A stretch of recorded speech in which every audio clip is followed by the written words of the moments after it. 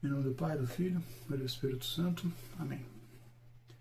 Bom, continuando a nossa caminhada com os sacramentos, hoje nós vamos tratar sobre o sacramento da penitência. O sacramento da penitência ele vai entrar no rol dos sacramentos de cura. Eu não sei se vocês se lembram, mas no primeiro vídeo em que eu dou uma introdução sobre os sacramentos, eu vou dizer lá que lá tem os 7 sacramentos são divididos em 3 grupos: sacramentos da iniciação cristã, sacramentos de cura e sacramento de serviço. O sacramento da penitência é o sacramento da iniciação cristã. E o que é o sacramento da penitência? O sacramento da penitência é a confissão, que todos nós que fomos batizados, fizemos a primeira Eucaristia, temos que nos confessar durante a vida. Em especial, confessar os pecados mortais, porque é para isso que serve o sacramento da penitência. Os pecados veniais é justo e bom que nós confessemos? Tá? Mas a função do sacramento da penitência é perdoar os pecados mortais. Tá? Os pecados veniais eles podem ser perdoados na missa. Os pecados veniais eles não separam a pessoa da graça de Deus. Já os pecados mortais, sim. Se você morre com um pecado mortal, você vai para o inferno. É simples assim. Então, o sacramento da penitência ele serve para as pessoas que não estão mais em estado de graça, que estão em pecado mortal. Pecado mortal são aqueles que ferem os mandamentos, tá? Que estão em pecado mortal, poder se reconciliar com Deus através de um arrependimento verdadeiro, a confissão e a penitência. Tá? Então, isso é o sacramento da penitência. Tá? Quem foi que instituiu o sacramento da penitência? Como eu disse no primeiro vídeo, todos os sacramentos foram instituídos por Cristo. O sacramento da penitência não é diferente. Porém, ele tem um detalhe histórico que é interessante. Os outros sacramentos, em algum momento, houve um questionamento sobre a instituição dele por Cristo ou não. Tá? O sacramento da penitência, pelo menos até o século XVI, as heresias que surgiam, tá, no começo da igreja, elas nunca questionaram a validade do sacramento da penitência. O que elas colocavam em dúvida muitas vezes é a eficiência do sacramento quanto ao perdão de todo e qualquer pecado. Mas nenhum herege nunca falou não. O sacramento da penitência não foi instituído por Cristo. Isso é uma má interpretação dos cristãos, isso não existe, não. Porque é explícito na Bíblia que Jesus instituiu aquilo. Tá? Então isso daí é interessante. Porque eu não sei se não só o sacramento da penitência, mas que creio eu que sim. Eu acho que de todos os sacramentos, o sacramento da penitência é o único que não houve questionamento sobre a sua instituição. Então historicamente, isso daí é interessante. Depois, no século XVI, com a Reforma Protestante, que foi levantado esse questionamento. Mas se você ler na Bíblia, é explícito. Não tem o que falar, não tem o que argumentar. E nós vemos a instituição do sacramento da penitência no Evangelho de João, no capítulo 20, versículo 19. João, capítulo 20, versículo 19 até o 23. Ao entardecer desse dia, o primeiro da semana, no caso domingo, os discípulos estavam com as portas bem fechadas por medo dos judeus. Jesus chegou, pôs-se no meio deles e lhes disse: "A paz esteja convosco." Dito isto, mostrou-lhes as mãos e o lado. Os discípulos se alegraram ao ver o Senhor. Jesus então repetiu: "A paz esteja convosco. Como o Pai me enviou, eu vos envio." Dito isto, soprou sobre eles e disse-lhes: "Recebei o Espírito Santo. A quem perdoardes os pecados, ficarão perdoados. A quem os mantiverdes, ficarão mantidos." Então é inquestionável a instituição do sacramento da penitência por Jesus, né? Ele deu aos apóstolos o poder de perdoar os pecados. E esse poder de perdoar os pecados foi transmitido para os bispos e para os padres que foram ordenados a partir dos apóstolos, a partir da tradição apostólica. Tá? Mas que a instituição foi feita por Cristo é evidente. E é bonito a gente pensar que Jesus, depois que ele morre, que ele redime a humanidade, a primeira coisa que ele faz quando aparece para os discípulos é instituir o sacramento da penitência. Então aquilo que ele conquistou na cruz, ele quer que aquilo seja mantido.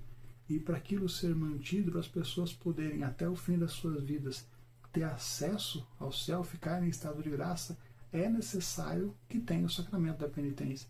E Jesus quis confiar isso para os apóstolos. Então é uma obra de misericórdia de Deus imensa, né? Assim como os outros sacramentos, como o sacramento do batismo, como o sacramento da Eucaristia, o sacramento da penitência ele também tem uma matéria e ele tem uma forma.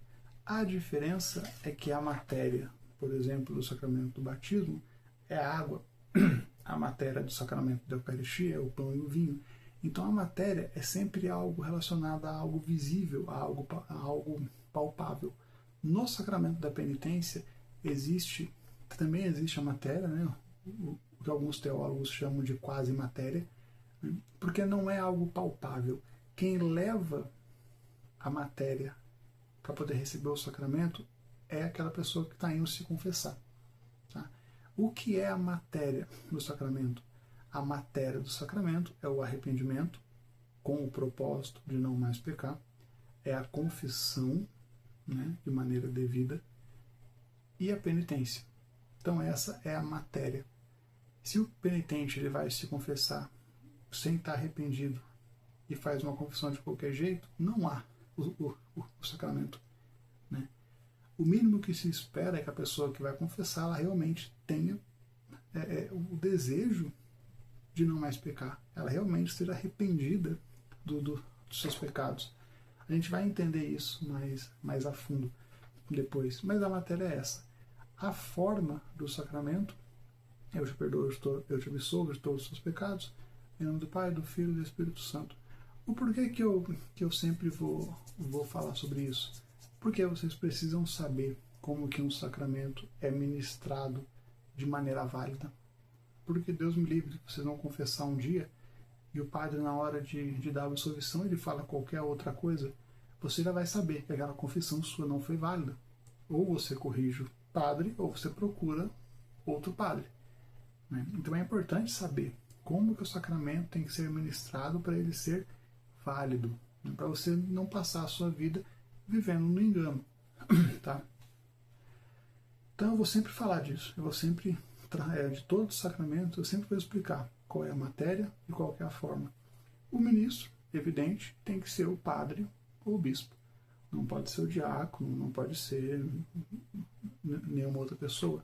Assim como o sacramento da Eucaristia, o ministro do sacramento da penitência é o sacerdote, é o bispo. Tá? Existem, isso daí na história da igreja já aconteceu e até hoje tem isso, né? Existem algumas ordens, como por exemplo a ordem dominicana, em que o padre ele é ordenado, né? Validamente ordenado, tudo, mas ele só pode atender confissão depois que ele passa por uma, entre aspas, por uma avaliação. Depois que ele passa por essa avaliação, aí ele é autorizado pelo superior dele para poder atender confissão. Tá? Então, no começo da história da igreja também era assim. Em alguns lugares, algumas ordens religiosas ainda mantêm esse costume, né? Todo padre pode atender confissão, ele tem o poder de atender confissão, porém alguns só são autorizados pelo bispo, pelo seu superior, de atender confissão se ele cumprir alguns requisitos ou se ele for aprovado para tal função. Tá? Muito bem. Como que nós temos que nos preparar para a confissão. Tá? Uma parábola que deixa muito claro isso para a gente, que se você for ler com atenção, na parábola está todo o caminho que o cristão tem que fazer para ele poder se confessar de maneira válida e receber de fato o perdão. Né? Que é a parábola do filho pródigo. Eu acho que com certeza vocês já ouviram essa parábola, né? Ou já leram, mas só para poder lembrar, o filho pródigo, ele é o filho que ele chega um dia para o pai e fala: dá a parte da herança que me cabe, que eu vou embora. O pai divide os bens com o irmão dele, dá o dinheiro para ele, ele vai embora, gasta o dinheiro com as coisas do mundo, né? com a esbórnia, e chega um momento que ele começa a passar fome. Passa fome num ponto que nem a comida dos porcos que ele cuidava, o patrão dá para ele. E naquele momento ele fala: nossa, os empregados do meu pai têm o que comer, têm onde morar, e eu não tenho mais. Eu preciso voltar para a casa do meu pai, né, e falar para ele: eu pequei contra Deus, pequei contra ti, né, não mereço mais ser chamado teu filho, me trata como um dos seus empregados. Então, o que isso tem a ver com o sacramento da confissão?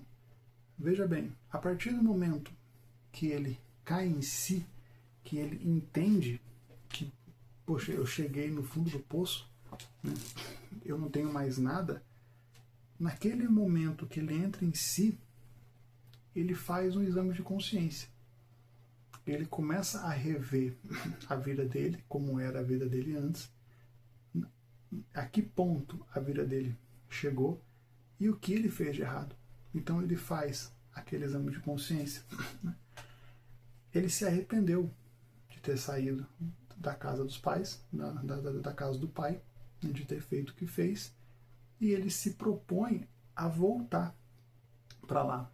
Então ele se arrepende e ele tem o propósito de voltar para a casa do pai, se acusar diante do pai: eu pequei, né? E se colocar no lugar de um empregado, né? De se mortificar. Tá? Então, se colocar no lugar de empregado, não ser mais chamado de filho, essa é, para nós que vamos confessar, a penitência. Então, o filho pródigo ele faz esse trajeto. No exame de consciência, ele entende aonde ele errou, ele se arrepende do pecado e faz o propósito de não mais pecar, e ele se propõe a pagar aquele pecado com a penitência. Tá? Então, é muito importante a gente entender isso, porque não basta ir lá e se confessar. Não, eu vou lá, eu falo meus pecados de qualquer jeito, o padre repete lá a oração e pronto, está resolvido. Não, você tem que levar o sacramento da penitência a sério. Você tem que se confessar de maneira devida, você tem que se preparar para aquilo, né? Fazer por fazer, você está brincando com o sacramento, e a sua confissão nem é válida. Lembra do que eu falei? A matéria, se você não leva a matéria do sacramento, o sacramento ele não acontece. Tá?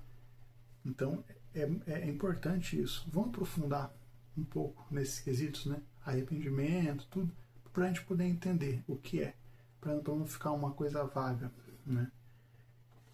Então veja, o exame de consciência. O que é o exame de consciência? No exame de consciência você vai pegar, ou você vai tentar lembrar pelo menos, de todos os seus pecados, desde a última confissão válida que você fez, né? Se você nunca se confessou, você vai pegar, até tentar se lembrar, né? Ou o máximo possível de todos os pecados que você cometeu até aquele momento, né? Colocar no papel, né? De maneira, né? Quem quiser, você pode até escrever seus pecados no papel, chegar no confessionário, ler, depois você queima aquilo ou você joga fora, né? Mas você coloca no papel, senta, pede a luz do Espírito Santo e você vai pensar: o que eu fiz para Deus?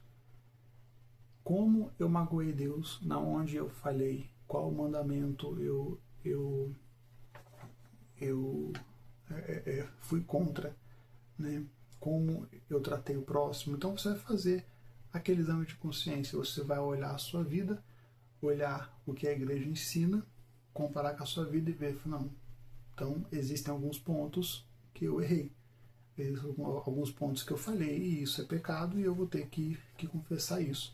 Então você monta esse exame de consciência. A igreja, ela até recomenda que todo dia antes de dormir, você, quando fazer a sua oração, você pensa, não, no dia de hoje, o que eu fiz no dia de hoje que foi errado? Desde coisinhas pequenas, desde pecados pequenos, pecados veniais, até, né, por um acaso, um pecado mortal. Então, o que eu fiz que ofendeu a Deus? O que eu fiz? E você vai marcando isso. Você vai tomando consciência dia após dia, para quando você fizer, quando você for se confessar, você tem uma clareza, né, melhor. Para você não chegar lá e falar de qualquer jeito, esquece pecado grave e tudo mais. Então é importante ter esse exame de consciência, né?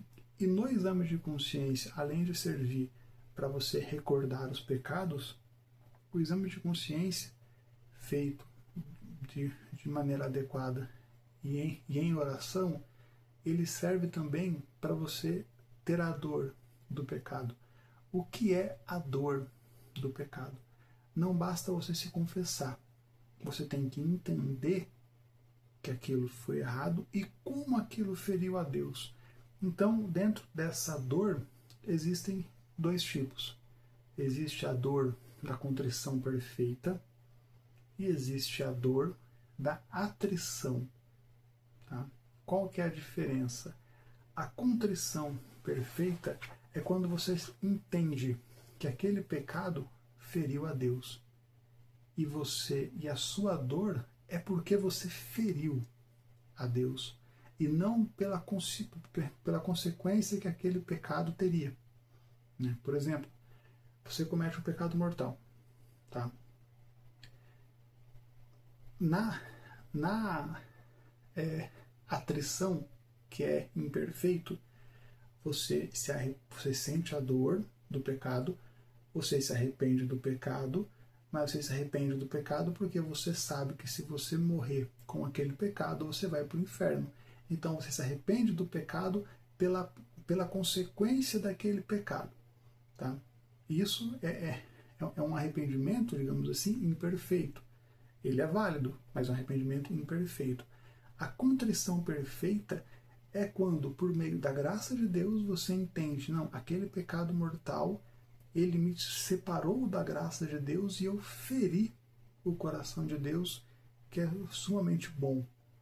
Né? Você se arrepende do pecado, não pela consequência do pecado, mas porque você vai entender, falando, não, eu feri a Deus. Eu feri a Deus, né, que se fez homem, que morreu por mim. Então o meu pecado, o que eu fiz, feriu esse Deus que um dia morreu por mim. Essa é a contrição perfeita. Tá? Então existe esses dois pontos na dor. Contrição perfeita, que vem do amor, né? E a atrição, que é imperfeito, que é mais, você se arrepende mais pelo medo, né? E não tanto pelo amor. Os dois são válidos, né? Os dois são válidos, né? Até porque a contrição perfeita, ela é uma graça de Deus, né? Mas conforme a gente vai crescendo espiritualmente, a gente alcança essa graça, né? Há a necessidade de se confessar, mesmo atingindo a contrição perfeita? Há.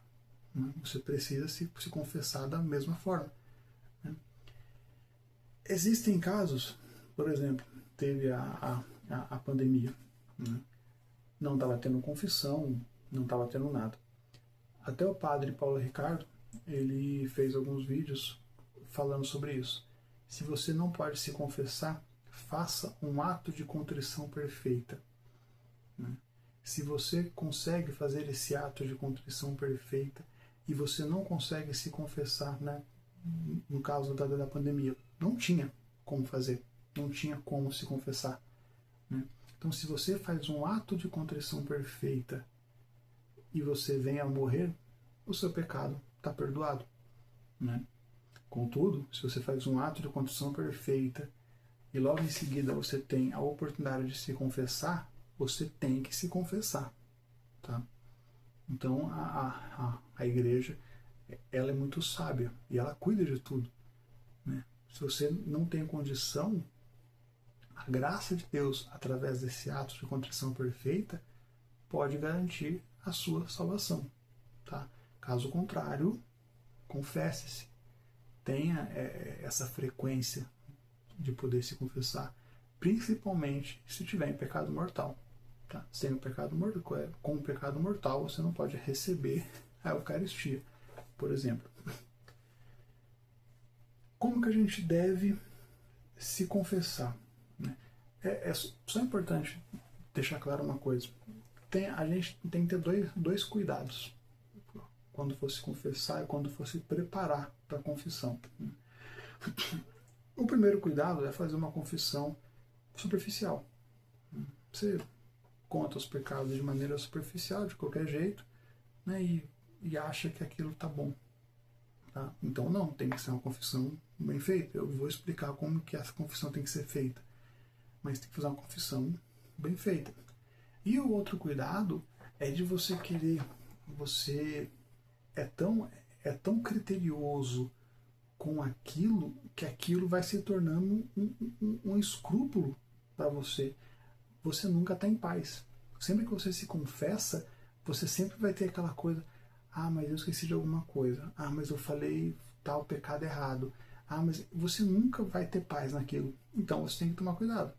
Não fazer uma confissão superficial, mas não ficar alimentando coisa na sua cabeça que vai tirar a sua paz. Né? Porque a confissão ela vai se tornar um peso para você. Tá? Então, ter esse cuidado é importante. Tá? Como que nós devemos nos confessar? Confessar é só chegar lá e falar os pecados. Só que você tem que ser específico. Você não tem que chegar lá e ficar contando detalhe. Você tem que você tem que conhecer os pecados, por isso o exame de consciência, mas você tem que ser objetivo e claro com os pecados, sem detalhe, clareza, tá? Então, para você se confessar, você tem que confessar o pecado quanto à espécie, tá? O que é confessar o pecado quanto à espécie? Vamos supor que você maquinou na sua cabeça o jeito de matar alguém. Tá? E você consentiu com aquele pensamento. Você tem tudo planejado de como matar alguém. Tá? Isso é um pecado. Você querer a morte do outro é um pecado. Você não pode chegar para se confessar e falar simplesmente tive pensamentos errados. Não. Você desejou a morte de alguém. É diferente. Entende? Então você tem que ser específico quanto à espécie do pecado. Não é só eu tive pensamentos errados. Não. Padre, eu desejei a morte de fulano. Eu tenho na minha cabeça tudo planejado de como matar tal pessoa. Entende? Então essa é a espécie. Você vai e você bate no seu pai. Você não pode chegar para se confessar e falar, eu agredi uma pessoa. Não. Você agrediu o seu pai. É diferente. Vai entrar numa outra espécie de pecado. Entende? Então, o que você fez, você fala o que você fez de fato. como você fez de fato. Tá? Então isso é a espécie. Tá? O número, quantas vezes você cometeu tal pecado mortal, por exemplo. Se você não consegue contabilizar isso de maneira exata, tá? Você vai pegar um número que você que mais se aproxima. Tá? Então, espécie, número, quantas vezes você fez, e as circunstâncias que você fez aquilo. Tá? O porquê disso? Existem circunstâncias que aumentam a gravidade do pecado. O furto. Eu furtei uma quantia de dinheiro. É pecado mortal, né? Não roubar, né? Você foi lá e roubou. Agora, eu roubei da igreja. Veja as circunstâncias que tornam o pecado mais grave. Né? Eu peguei e eu roubei alguma coisa de alguém. Tudo bem. Pecado mortal. Roubo. Tudo bem. Agora, eu roubei o único dinheiro que aquela pessoa tinha e a partir daquele momento, aquela pessoa, naquele período, aquela pessoa, por conta do meu roubo, ela passou fome. As circunstâncias que tornam o pecado mais grave. Entende? Então tem que seguir esses 3 pontos. Espécie do pecado, o número, a quantidade de vezes e a circunstância. Se existir alguma circunstância que aumente a gravidade, tem que ser também falado. Tá certo? Depois de tudo isso, feito ali a confissão, o padre ele vai dar a absolvição e ele vai estipular para a pessoa uma penitência. Tá? Então, cada pessoa ou cada padre ele vai passar alguma coisa. Você reza um terço de joelho, você reza uma dezena, você reza 3 Ave Maria, você faz uma obra de caridade, enfim. Cada padre tem a sua penitência de acordo aí com o que foi confessado. Tá? Você tem que cumprir essa penitência. Ela não é opcional. Ela faz parte do sacramento. Então você tem que cumprir aquilo. Tá? Então você vai fazer um jejum, você vai fazer uma mortificação, uma obra de misericórdia espiritual ou corporal. Tá? Então você tem que fazer isso. O que o padre mandar você fazer, você tem que fazer o mais breve possível. Tá certo? Então tenha isso em mente. Fala, não, o padre mandou rezar, mas foi uma sugestão só. Fala, não foi uma sugestão, foi uma ordem. É para você fazer. Tá? Faz parte disso. Você tem que fazer. Tá? Acontece uma coisa. A confissão, ela perdoa o pecado mortal. Tá? Então, por exemplo, você se confessou, se você seguiu todos os critérios da confissão ali, fez uma confissão válida, você recuperou a graça. Né? Se você morrer naquele momento, você está salvo. Porém, o que o sacramento da penitência não faz é apagar as penas do pecado. O que seria isso? Quando nós pecamos, lembra lá no batismo, que eu expliquei que o batismo, já no adulto, né, o batismo apaga os pecados cometidos e as penas do pecado. Se o batizar, a pessoa foi batizada, se ela morrer, ela vai direto para o céu, ela não tem mais nenhuma mancha na alma dela. Na confissão, quando a pessoa se confessa, todos os pecados são perdoados, mas a pena do pecado, aquela mancha na alma que ficou, ela permanece. Nós temos como eliminar isso durante a vida, tá? Que é o que a igreja chama de indulgência. Tá? O que são as indulgências? São os meios que a igreja dá para você poder ir eliminando as penas do pecado. Tá? Então existe a indulgência plenária, por exemplo. A pessoa que consegue uma indulgência plenária, se ela morrer naquele momento, ela não tem mais pena nenhuma de pecado. Tudo do pecado, tá? Mas tem alguns critérios, né? Você tem que cumprir alguns requisitos para você poder ter, para você poder conquistar essa indulgência. Primeiro, você tem que estar em estado de graça. Você não pode estar em pecado mortal. Né? Isso você consegue se confessando. Então, você fazendo uma boa confissão, estando em estado de graça, participando da missa e recebendo a comunhão e rezando pelo Papa, né, você já tem ali todos os requisitos necessários para poder receber a indulgência. Tá? Então, por exemplo, eu faço tudo isso e eu rezo o rosário em família. Né? Você garante uma indulgência para você ou para alguma alma do purgatório. Tá? Você também pode oferecer. Tá?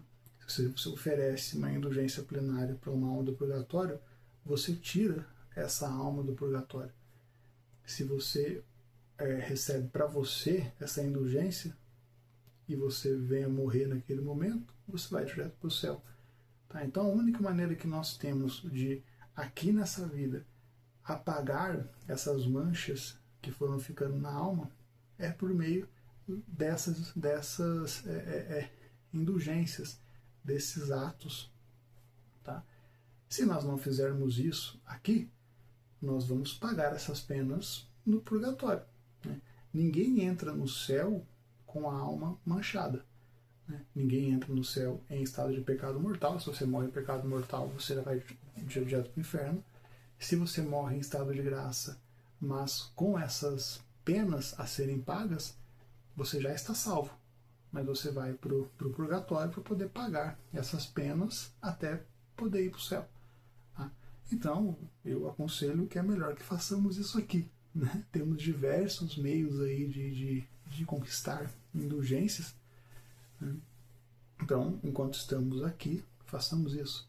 Fiquemos em estado de graça, recebamos a comunhão, vamos rezar nas intenções do Papa, né? E fazer as obras ali que garantem isso. Tá certo? Espero que tenha ficado claro. Tá? O próximo vídeo sobre o sacramento será sobre o sacramento do Crisma, tá? Que é de extrema importância a gente entender também, tá bom? Sobre o sacramento da penitência, espero que tenha ficado claro aí tudo. Para você que já se confessa, né? Tendo isso, pegue a parábola do filho pródigo, leia novamente, reze aquilo, entenda qual foi o processo dele e coloque isso na sua vida, na sua caminhada, né? até o confessionário. Tá? E para você que nunca se confessou, você vai ter a oportunidade. Faça um exame de consciência bem feito, se prepare para aquilo, porque quando você chegar para se confessar, não é o padre, né? É o ser humano que está ali, mas é Jesus que colocou ele ali. O poder dele de perdoar o pecado não é dele, é Jesus. Então, quando você for confessar o pecado com o padre, veja no padre a pessoa de Cristo. Tá? Então, não tenha medo, não tenha receio. Muitas vezes, né, vergonha falar para o padre, tá falando, você está diante de Cristo. Né? Então, você não está lá para você se justificar. Você está lá para você se acusar diante de Cristo. Eu te feri assim, assim, assim, assim, e eu não quero mais fazer isso. E, dessa maneira, recebe o perdão dos pecados. Espero que tenha ajudado. Tendo alguma dúvida, eu estou à disposição. Fique com Deus.